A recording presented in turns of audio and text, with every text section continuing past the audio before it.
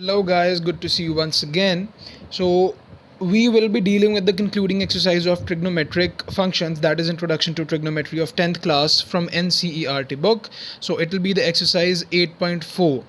And before proceeding to examples or any other thing that will just puzzle you, firstly let me write three or four identities which are going to be used in this exercise, and you have to remember these identities for as long as you are studying maths, not only this class, not only next, but for as long as you are studying mathematics. But because these are very basic and there are many more in the further classes, but those will only work if you remember these basics. So now cos square a plus sin square a must be equal to 1. 1 plus tan square a is always equal to secant square a, and cot square a plus 1 is equals to cosecant square a. So yeah, you can see some of these students do that. If it's cos square 30 degree plus sin square 60 degree, they again equate it to the 1, but it's clearly written that the angle should be same. So please keep this thing into mind and don't make any mistakes while attempting the sums. The angles should be same. You can see a everywhere, you can see a, you cannot see b or any other kind of angle, any other differentiated angle. You can only see a in front of you. Apart from that, you should also remember that tan a is equals to sin a upon cos a. Yeah, it's also a very basic identity, right? And the rest of the identities we have discussed in the very first video, that sin is reciprocal of cosecant and cot is reciprocal of tan. So these kind of identities we have already discussed, right? So let's move to the examples, and we have to only apply these kind of identities and we'll get our desired results. So yeah, let me write down the first example. As you can see that they have asked us to express cos a, tan a and secant a in terms of sin a only. So we have to write cos a in terms of sin a. Firstly, we'll deal with this. We know the identity, it's already written in front of you, that cos square a plus sine square a is equals to 1. We have to express cos in terms of sine, so just find the value of cos from here. That is cos square a is equals to 1 minus sine square a, correct? Or we have to find the value of cos a, not cos square a. So the square will be converted into root. Cos a will be equal to plus minus under root 1 minus sine square a.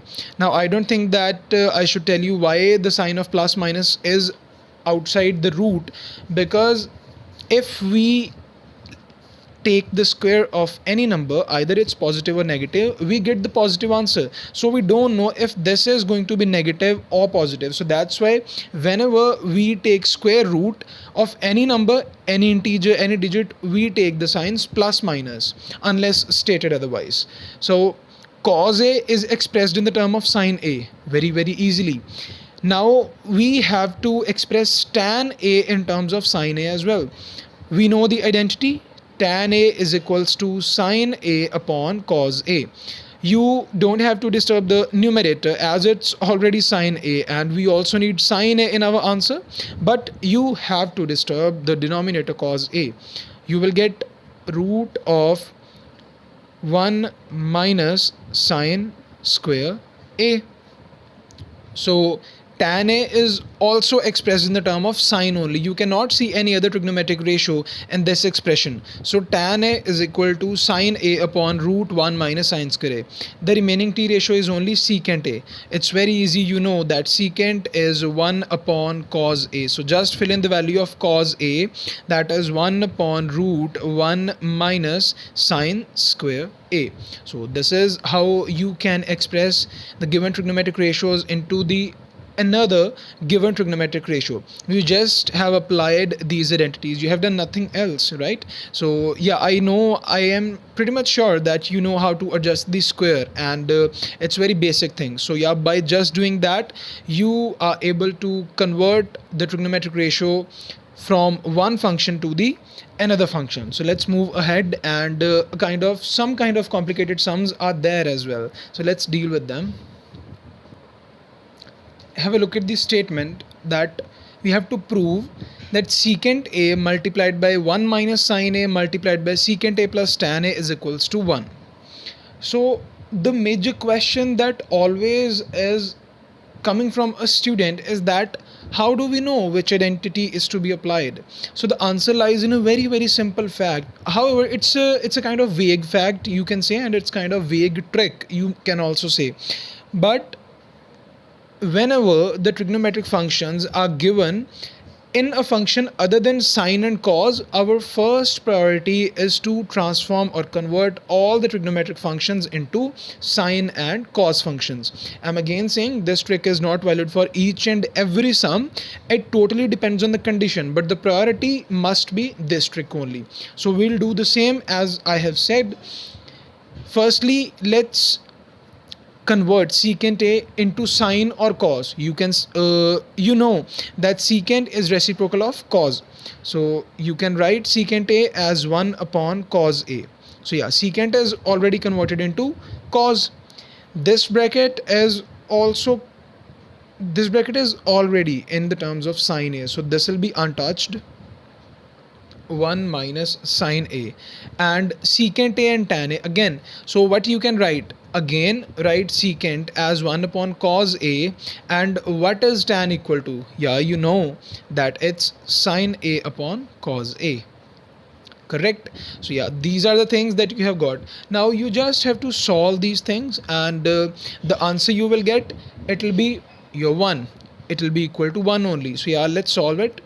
Now what do you get? That is 1 minus sine a upon cos a. Correct? And here what do you get? That is cos a plus sine a, that is 1 plus sine a. Yeah, in the denominator these are getting multiplied. In the denominator it's cos square a, and in the numerator it's 1 plus sine a. Yeah, as I was confused, I thought there's it's square. So you have taken the LCM as cos a, and in the numerator you have got 1 plus sine a. Yeah, so pardon me for the mistake. Now the numerators will be multiplied to each other. 1 minus sine a, 1 plus sine a, and in the denominator your LCM was cos a, so both of the denominators will get multiplied and you will get cos square a in the denominator. In the numerator you can already see the expression that a minus b, a plus b, that's a square minus b square, and in the denominator it's cos square a. So 1 minus sine square a upon cos square a. Now please remind yourself of the identity that sine square a plus cos square a is equals to 1. Now what can you get from this identity that cos square a is equals to 1 minus sine square a? It's pretty much evident as it is in front of you. So 1 minus sine square a can be easily replaced with cos square a. So what do you get? Cos square a upon cos square a, which will be equal to 1 only, which is your right hand side. So yeah, this is how you can prove a given relation by just molding a bit the given identities of trigonometric functions, right? So let's move to the next example. The statement of 14th example is in front of you. On the left hand side it's given that we have to prove cot a minus cos a upon cot a plus cos a into cosecant a minus 1 upon cosecant a plus 1. So we'll follow the same trick that I have just discussed in the previous example, that if trigonometric ratios are given in the functions other than sine and cos, we will first convert them into sine and cos. So here it's cot. If tan is equals to sine upon cos, then cot is automatically be equal to cos a upon sine a, as cot is the reciprocal of tan. So cos a upon sine a minus cos a, yeah, we will not disturb cos a, and in the denominator as well you will get cos a upon sine a, and here it's plus of cos a. Correct? So by solving further, you can take the LCM or you can take cos a as a common factor, as it's in front of you that it can be taken out as a common factor. You can write cos a and then 1 upon sine a minus of 1 upon cos a as a common factor, 1 upon sine a plus 1, right? So cos A is equals to, and cos A will be cancelled, yeah, so no need to write it again, and you will get 1 upon sine A minus 1 and 1 upon sine A plus 1.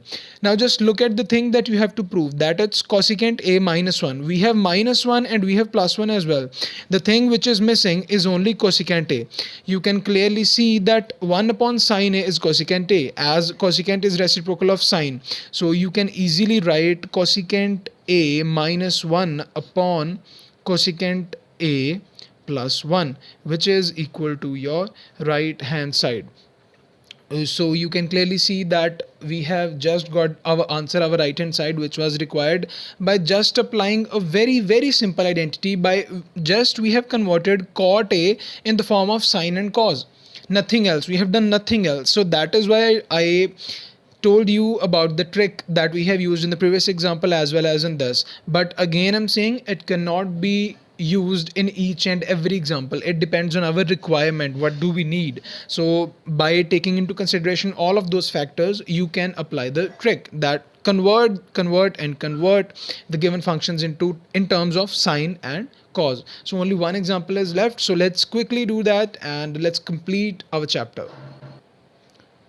It's our last example and it's a bit complicated one, but yeah, I'll make it easy for you, don't worry.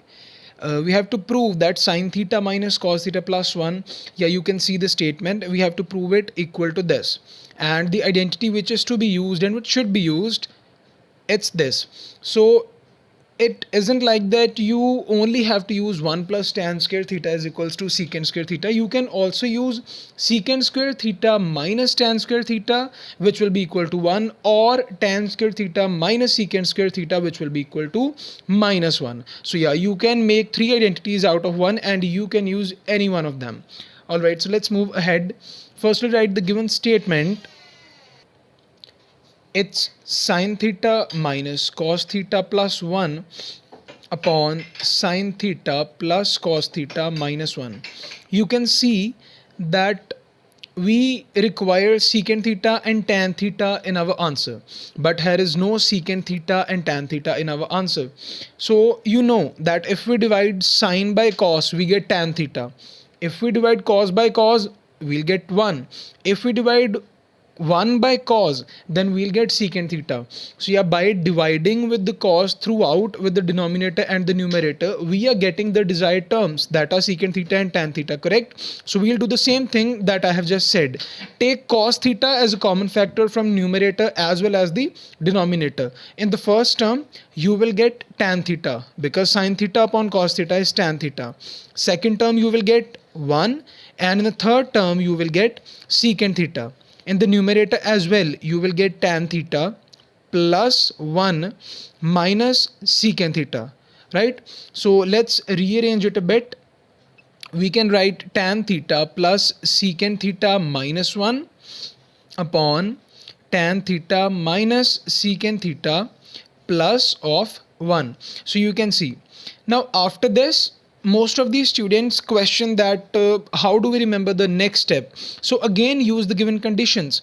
You have to make identity in terms of secant theta and tan theta. The powers are 2, the powers are square. So it's quite evident here that we have to multiply this thing with another bracket which must be involving tan theta and secant theta in order to get the powers of these two functions as square.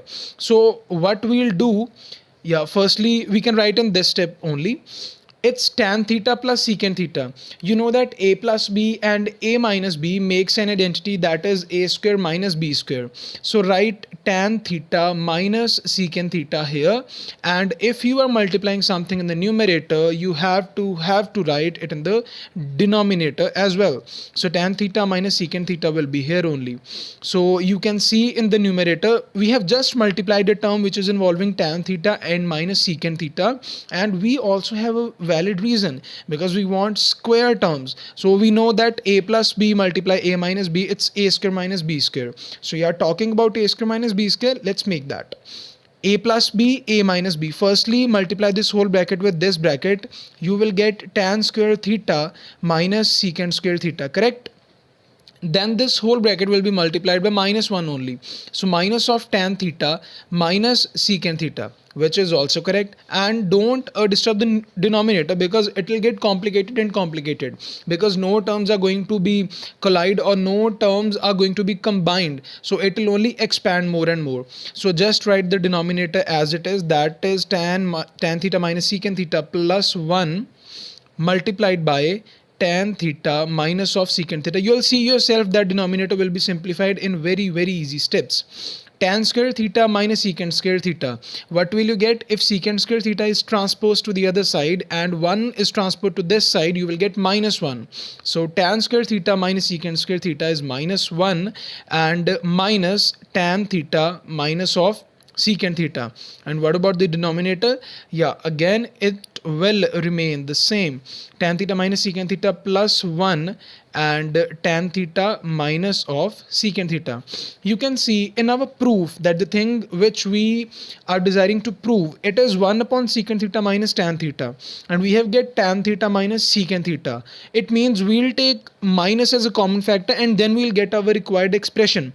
But here is one thing, it's minus 1 minus tan theta plus secant theta. So let's open the brackets, because this term is only disturbing our desired result. If this is, if this is eliminated, then we will get our desired result. So let's do that. Minus 1 minus tan theta plus of secant theta upon the denominator will again be same, that is tan theta minus secant theta plus 1 and tan theta minus secant theta.